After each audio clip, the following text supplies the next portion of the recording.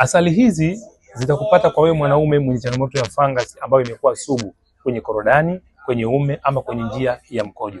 Cha kwanza, utashindwa kujiamini. Aidha uko na mwenza ama uko kwenye public.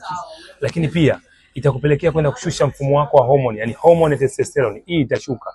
Na maana itakupelekea kukosa hamu ya tendo la ndoa, kushindwa kurudia tendo la ndoa, lakini pia itaenda kufanya uharibifu mkubwa sana kwenye njia ya mkojo na kupelekea kwenda kufanya uharibifu wa mbegu zako za kiume. Na maana zile sperm aidha zinaweza kama zinatoka chache ama zikawa hazina kichwa, na hii ikawa sababu moja wapo kubwa ya kushindwa kumpa mwanamke ujauzito angali unashiriki tendo la ndoa vizuri. Kwa hiyo inawezekana ni hizo fungus ambazo zimekuwa sugu. Kwa hiyo usichukulie poa, wahi kupata matibabu ya haraka ili kuweza kurudisha via vyako vya uzazi viwe salama na bora, na uweze kushiriki tendo la ndoa na uweze kupata mtoto. Inawezekana kupona kama utafanya maamuzi sasa hivi ili uweze kuondokana changamoto hiyo.